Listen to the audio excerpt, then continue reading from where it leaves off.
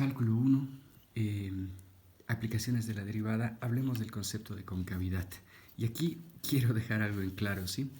Hay un eterno dilema sobre a qué llamamos cóncavo y a qué llamamos convexo, ¿sí? Para los físicos que acostumbran a ver las funciones desde arriba, esta sería una curva cóncava.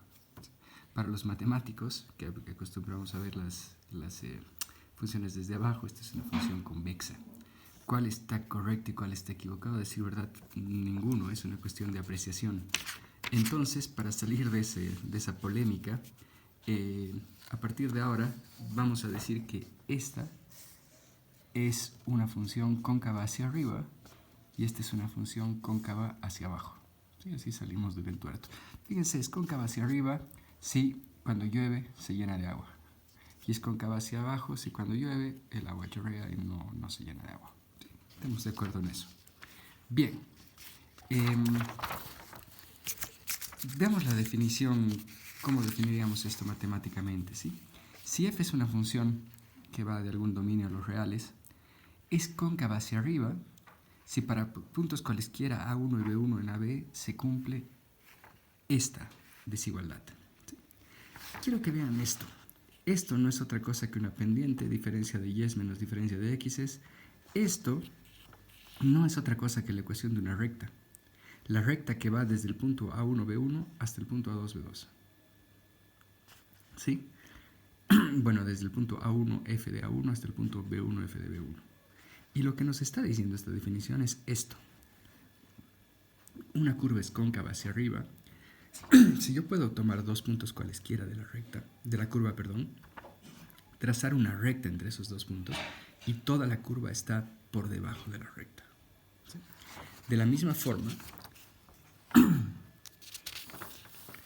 si yo defino esto con una desigualdad mayor, en otras palabras, la función es siempre mayor que la recta, lo que voy a obtener es una función cóncava hacia abajo. ¿Sí? La función está siempre por arriba de la recta. ¿Sí? Y ahora quiero que se fijen en esto. ¿Se dan cuenta que si nosotros tenemos una función cóncava hacia arriba, si en esta parte existiese un punto crítico, ¿podría ser un punto máximo? No. Si estamos en este contexto y existe un punto crítico, está claro que tendría que ser un punto mínimo. Y lo mismo aquí, si en este contexto existe un punto crítico, está claro que tendría que ser un punto máximo, ¿sí? Una cima de la colina. Y entonces, podemos plantear este teorema. ¿Sí? Si f es una función de algún dominio a los reales y una función dos veces diferenciable, fíjense, si la función la segunda derivada es mayor que 0 en Sx, vamos a decir que la función es cóncava hacia arriba. ¿Sí? En otras palabras, si la segunda derivada es positiva, la función va a ser así. Y si la segunda derivada es negativa, la función va a ser cóncava hacia abajo. ¿Sí? La demostración de este teorema, que no se las estoy mostrando en este video, está bien especificada en el texto y es una lectura que tienen. Es simple a decir verdad, pero es un teorema muy contundente. ¿Sí? Porque lo que acabamos de decir, si existe esto, aquí viven los mínimos, y si existe esto, aquí viven los máximos, y ahora ya sabemos cómo están ligados estos conceptos a los de la derivada, en este caso la segunda derivada. El punto que nos falta, ¿qué pasa si no es ni mayor que 0 ni menor que 0? El punto C, alrededor del cual el signo de la segunda derivada cambia, se llama punto de inflexión de f. Fíjense en esto. Esta es una curva. Claramente aquí estamos siendo cóncavos hacia abajo. Y claramente aquí estamos siendo cóncavos hacia arriba. Y también está claro que es en este punto donde las concavidades han cambiado. A esto le llamamos un punto de inflexión. Bien.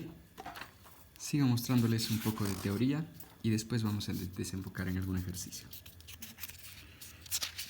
Quiero entonces aclarar esto, ¿sí? Aclarar lo que estamos midiendo cuando vemos una función, lo que siempre sabemos, nosotros queremos sacarle toda la información posible, ¿no? Fíjense en el punto x1. Si yo evalúo la función f de x1, es mayor que 0. ¿Sí? ¿Por qué la función evaluada en x1 es mayor que 0? Porque en ese punto la función está por encima del eje. En otras palabras, la función, sin derivarse, me está indicando si le estamos encima del eje x o abajo del eje x. ¿Sí? En ese punto, si se fijan, si yo trazo la recta tangente, sería una recta más o menos así, con pendiente positiva. Entonces, claramente, en ese punto, la primera derivada sería positiva. ¿Por qué es positiva? Porque la función es creciente en este punto. Lo que quiero dejar en claro es esto. Esto mide si la función está por arriba o por debajo del eje. Esto mide si la función está creciendo o decreciendo la primera derivada. ¿Y qué mide la segunda derivada? Mide en qué territorio estamos. Si estamos en territorio cóncavo hacia abajo o cóncavo hacia arriba. En este caso, si se fijan, estamos en una parte de la función completamente cóncava hacia abajo. Es por eso que esta, en cualquier punto de estos, en x1, pero en cualquier punto de estos hasta este punto, la segunda derivada va a ser negativa. Este gráfico es una vez más para darnos cuenta lo que mide cada una o la información que nos da cada una de las partes. La función derivada y la función dos veces derivada. Función, crecimientos, concavidades. Si nos fijamos en el punto x2, la función va a seguir siendo positiva porque seguimos encima del eje, pero aquí si se dan cuenta ya estamos con una recta tangente completamente descendiente, así que aquí la primera derivada de x2 sería sin lugar a dudas negativa. Y si se dan cuenta, este punto de aquí, lo he puesto ahí a propósito, es el punto de inflexión. Ahorita vamos a volver a hablar de este punto. Voy a hablarles entonces del criterio de la segunda derivada. ¿Sí? Las hipótesis. F tiene que ser continua en el tramo en el que estamos trabajando. Y C es un punto crítico de f en AB tal que f' de C es igual a 0. En otras palabras, es un punto crítico donde la pendiente es 0. Además, pensamos que la función es dos veces derivable en AB. ¿Sí? Bien. Si yo calculo la segunda derivada en el punto y el resultado me da negativo, quiere decir que yo estoy en un concepto negativo, estoy en una curva cóncava hacia abajo. Perdón, cóncava, sí, hacia abajo. Y eso quiere decir que este punto C, si es un punto crítico donde la pendiente es 0 y además estoy en un contexto cóncavo hacia abajo, no le queda otra que ser un punto máximo. Si ese punto evaluado en la segunda derivada evaluada en ese punto es mayor que 0, es lo contrario, ¿no? Sé que es un punto donde la pendiente es 0 y al mismo tiempo sé que estamos en un territorio cóncavo hacia abajo. No le queda otra que ser un mínimo local. Y aquí la tercera opción, ¿qué pasa si no es ni mayor ni menor que 0? ¿Qué pasa si es igual a 0? En ese punto, f va a tener un punto de inflexión. En otras palabras, volviendo a lo que les mostraba, en este punto, la segunda derivada de x2 sería exactamente igual a 0. ¿Por qué? Porque es un punto de inflexión. Bien, ahora, toda esta información que hemos tenido, la veamos en un ejercicio. Me dan una función y me pide que la analicemos por completo. ¿Sí? Y cuando yo digo analizarla, me refiero a poder llegar a graficarlo, por lo menos esbozar un gráfico. ¿Sí? Bien, empezamos buscando los puntos críticos. Esta es una función que no tiene puntos críticos frontera, no nos han sido dados y no hay ningún x que haga que esta función no exista. Es un x al cuadrado por un exponencial. F no tiene puntos críticos y f está definido en toda la recta real. Veamos la información que me puede dar la primera derivada. Para eso derivo la función, es una multiplicación de funciones, ya saben. La primera derivada por la segunda sin derivar, viceversa.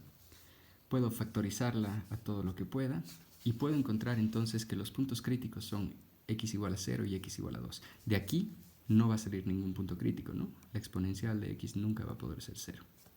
Entonces, yo tengo esto, el análisis que hacíamos, el criterio de la primera derivada. Y si yo agarro y evalúo mi función en 1, aquí está, sustituir x por 1, veo que caigo en un número mayor que 0, así que todo esto es positivo, y todo esto es negativo, y todo esto es negativo. ¿Cómo sé que los signos se intercalan? Porque ninguno está a potencia par, ¿no? Ya sabemos que para nosotros esto quiere decir que aquí la función es decreciente, creciente y decreciente, y esto quiere decir veníamos decreciendo y en este punto hemos empezado a crecer. Claramente aquí hemos alcanzado un mínimo. Veníamos creciendo y en este punto hemos empezado a decrecer. Claramente aquí tenemos un máximo. Bien, interesante. Y ya tenemos la información de dónde la función es creciente, dónde es decreciente y dónde están los mínimos y los máximos. Veamos qué otra información nos da esta vez la segunda derivada. Para eso, fíjense, estoy partiendo de esta presentación de la primera derivada y le estoy derivando una vez más para obtener la segunda derivada. Primera derivada por segunda sin derivar, más esta sin derivar por segunda derivada. Estoy factorizando la c a la x llegando a esto. Y fíjense, esto es medio, no es exacto, o sea, no es entera las soluciones, pero la factorización sería esta. En otras palabras, los puntos críticos de segunda derivada, los puntos en los que la segunda derivada son 0, son 2 menos raíz de 2 y 2 más raíz de 2. Yo hago lo mismo, esta vez una recta con los puntos en los que la segunda derivada es igual a 0. Si yo agarro el 0 que está por aquí y evalúo mi segunda derivada en 0, estoy obteniendo un número mayor que 0, ¿no? Me queda 2 por 1. Así que todo esto es positivo.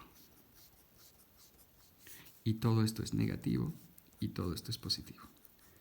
¿Por qué se intercalan los signos? Porque ninguno de estos está elevado a una potencia par. Se dan cuenta que es una vez más un ejercicio de desigualdades. Solo que esta vez las conclusiones son otras. Si esto es positivo, estamos en una parte cóncava hacia arriba. Si esto es negativo, estamos en una parte cóncava hacia abajo. Y si esto es negativo, así. ¿Se dan cuenta? La primera derivada mide crecimientos y decrecimientos. La segunda derivada me habla de concavidades. Con esta información que tengo, yo ya puedo esbozar el gráfico de la figura. Una buena idea, cuando queremos graficar o por lo menos esbozar el gráfico de la figura, es evaluar la función en cada uno de los puntos que hemos hallado. Fíjense que nosotros hemos hallado los puntos críticos, el 0 y el 2, y los puntos de segunda derivada, 2 más raíz de 2 y 2 menos raíz de 2. Estoy evaluando la función en cada uno de esos puntos y obteniendo estos valores. ¿Sí?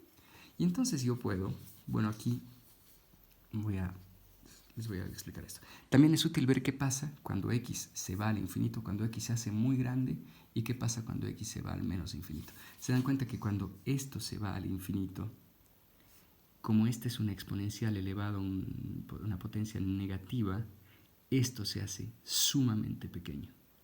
La exponencial domina a la potencia 2 de lejos. Esto se hace 0. Y cuando nos vamos al menos infinito, como es x ya es negativa, esto se vuelve una potencia positiva, ¿no? Así que esto es absolutamente infinito. Entonces, bueno, aquí ya les voy a mostrar la gráfica hecha, pero fíjense, lo primero que he hecho es identificar los puntos, ¿sí? Sabía que en el punto 0 la altura era 0, sabía que en el punto 2 la altura era más o menos 0.54, más o menos le he esbozado aquí en el 0.54, y sabía por qué punto exacto era cuando x era 2 menos raíz de 2 y cuando x era 2 más raíz de 2. Sabía además que la función tenía un mínimo aquí, un máximo aquí. ¿Y qué tengo en los otros dos puntos? Tengo inflexiones. ¿Se dan cuenta? Aquí estoy en una cosa completamente cóncava hacia arriba hasta este punto en la que nos volvemos cóncava hacia abajo, hasta este punto en la que nos volvemos cóncava hacia arriba. ¿Sí? Y hace que cuando x se haga grande, esto se va a ir acercando cada vez más al cero. Nunca va a tocar al eje, pero se va a acercar infinitesimalmente. Y hace que cuando x sea más bien grande negativa, esto se va a ir hacia el infinito. Y entonces esta sería la gráfica de la reunión. Está cumpliendo todo lo que teníamos, ¿no? Antes del 0 esto decrecía claramente. Entre el 0 y el 2 esto crece y luego vuelve a decrecer. Ahí está la primera derivada. Aquí están las concavidades de la segunda derivada, los puntos máximos, los puntos mínimos. Si les muestro la gráfica de esta función, hecha en un software, vemos que se cumple exactamente lo que decimos, ¿no? Punto mínimo, punto máximo, cambio de concavidad más o menos por aquí, cambio de concavidad más o menos por aquí. Son este tipo de ejercicios a los que nos vamos a enfrentar ahora.